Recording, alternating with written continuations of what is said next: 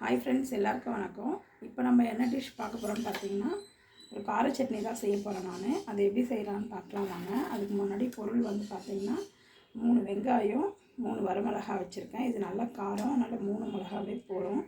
கொஞ்சம் மல்லித்தழை வச்சுருக்கேன். அப்புறம் ஒரு 4 தக்காளி வச்சுருக்கேன். இவ்வளோதான் ஃப்ரெண்ட்ஸ். வாங்க பார்க்கலாம். பாருங்கள், நான் ஒரு பேன் தான் வச்சுருக்கேன். ஒரு 2 ஸ்பூன் எண்ணெய் போட்டுக்கலாம்.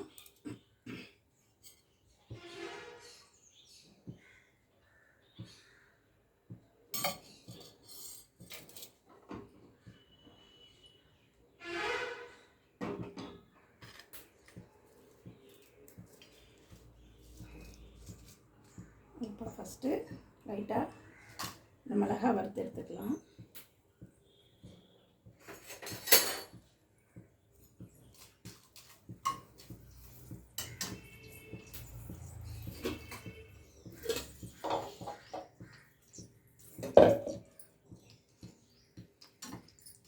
பாருங்கள், நான் இதை வந்து ஈவினிங் டிஃபனுக்காக தான் செய்கிறேன்.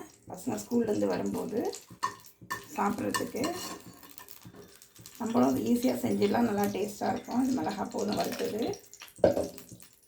இப்போ வந்து வெங்காயம் போட்டுக்கலாம்.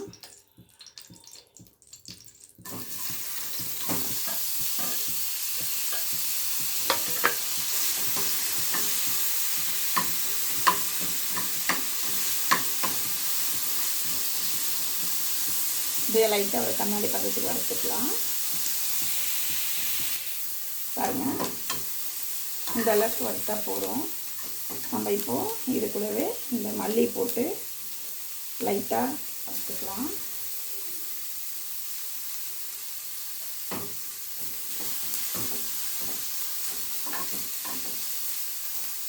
வேறு எந்த பொருளும் நம்ம சேர்க்க தேவையில்லை. இஞ்சி, பூண்டு, புளி இதெல்லாம் போடவே வேண்டாம். இந்த சட்னி சூப்பராக இருக்கும். இட்லிக்கு, தோசைக்கு, குழி பணியாரம் எல்லாத்துக்கும் மேட்ச் ஆகும் இந்த சட்னி. நீங்கள் இந்த மாதிரி செஞ்சு பாருங்கள். உண்மையாகவே இந்த சட்னி சூப்பராக இருக்குங்க. குழந்தைங்களும் விருப்பமாக சாப்பிடுவாங்க. நான் சும்மா வீடியோக்காக சொல்லலை. நான் நிறைய டைம் இந்த சட்னி செய்வேன் பசங்களுக்கு.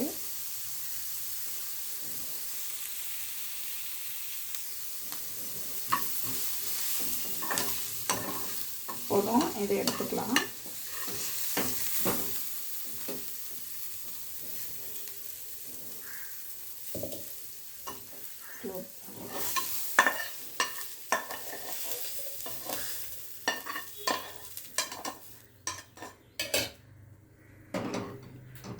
நெக்ஸ்ட்டு தக்காளி போட்டுக்கலாம்.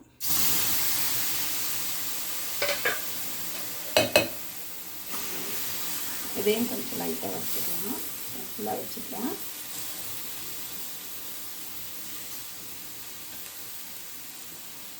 பசங்க ஸ்கூல்லேருந்து வந்த பிறகு ஈவினிங் என்ன செய்கிறது, இல்லை கடையில் ஏதாவது ஸ்நாக்ஸ் வாங்கி தரலாமா அப்படின்னு யோசிக்கிறதுக்கு பதில் இந்த மாதிரி நம்ம வீட்டில் இருக்கிற சின்ன சின்ன பொருளை வச்சுக்கிட்டு குழந்தைங்களுக்கு நல்லதாக செஞ்சு தரலாம் நம்மளே. நெக்ஸ்ட்டு இந்த தக்காளி நல்லா வதங்கிறதுக்காக நம்ம உப்பு சேர்த்துக்கலாம். இந்த சட்னிக்கு தேவையான உப்பு இப்போவே போட்டுக்கலாம்.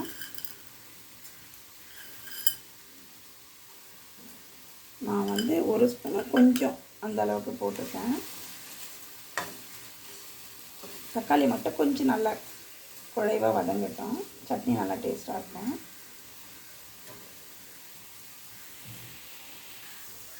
பாருங்கள், தக்காளி நல்லா குழைவாக வதங்கிடுச்சு. இந்த ஸ்டேஜே போதும். நம்ம இப்போ ஆஃப் பண்ணிவிட்டு லைட்டாக எல்லாம் ஆற விட்டு நான் அரைச்சிட்டு வந்துடுறேன்.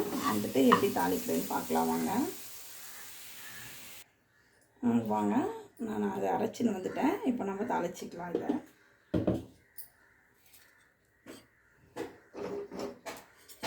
நான் வேறு ஒரு கடாயை வச்சுருக்கேன். மறுபடியும் ஒரு 2 ஸ்பூன் எண்ணெய் போட்டுக்கலாம்.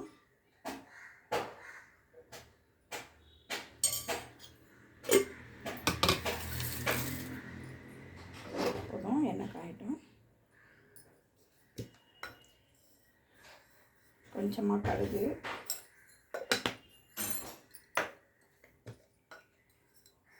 கொஞ்சம் சீரகம், ரெண்டும் பொரியட்டும். கடுகு பொரிஞ்சிருச்சு. கடுகு ப்ளஸ் சீரகம் ரெண்டும் போட்டுருக்கேன். கருவேப்பிலை சேர்த்துக்கலாம். ஸ்லோ பண்ணிக்கிறேன்.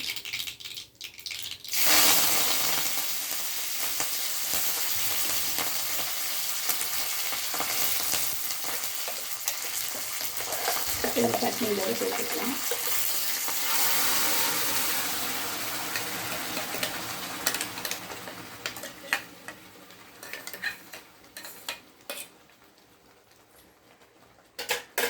சட்னிக்கு தேவையான அளவு தண்ணி சேர்த்துக்கலாம்.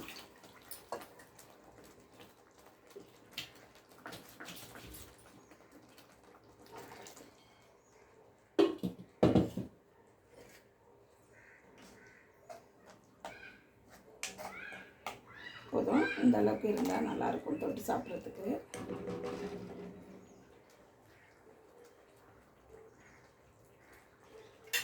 சும்மா லைட்டாக ஒரு கொதி வந்தால் போகிறோம்.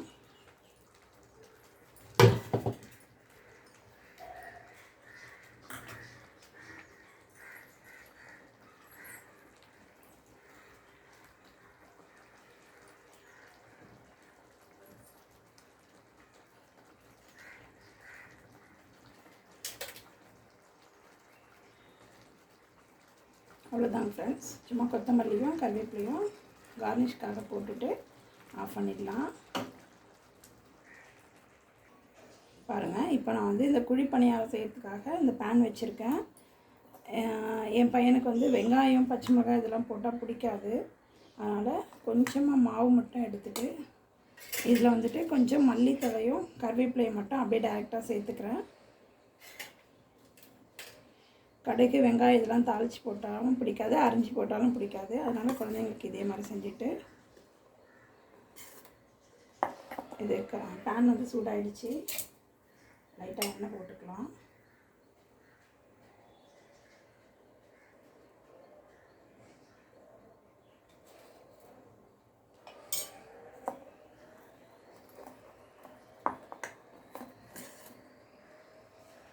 எண்ணெய் போட்டுட்டு இது ஒரு 4 ஊத்தாப்பம் மாதிரி ஒரு 2 போட்டுட்டு அந்த சட்னி வச்சு கொடுத்துட்டா அவ்வளோதான். Evening tiffin complete.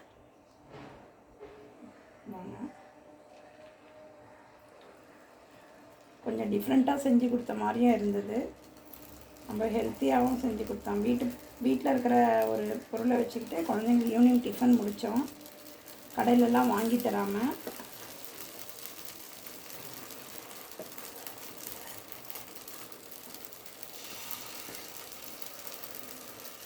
நான் எடுத்த மாவு கரெக்டாக போயிடுச்சு. கொஞ்சம் மீடியமாக வச்சுக்கோங்க. வச்சுட்டு மேலே ஒரு மூடி போட்டுக்கலாம்.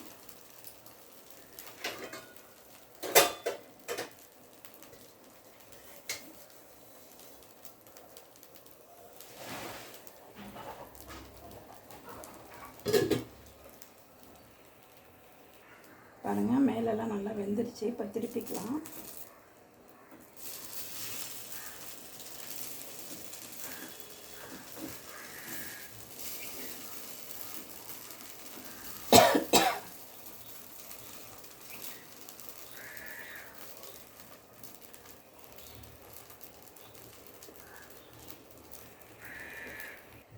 பாருங்கள் ஃப்ரெண்ட்ஸ், அவ்வளோதான், முடிஞ்சிடுச்சு. நம்ம இதை ஸ்டவ் ஆஃப் பண்ணிடலாம். ஆஃப் பண்ணிவிட்டு இதெல்லாம் எடுத்துப்போம்.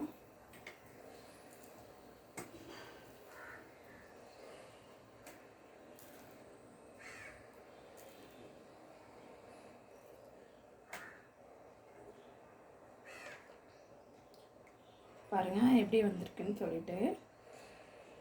பாருங்கள் ஃப்ரெண்ட்ஸ், வெங்காய சட்னியும் குழி பணியாரமும் ஈவினிங் டிஃபனுக்கு இது கூட 2 தோசையும் ஊற்றி தரலாம் குழந்தைங்களுக்கு.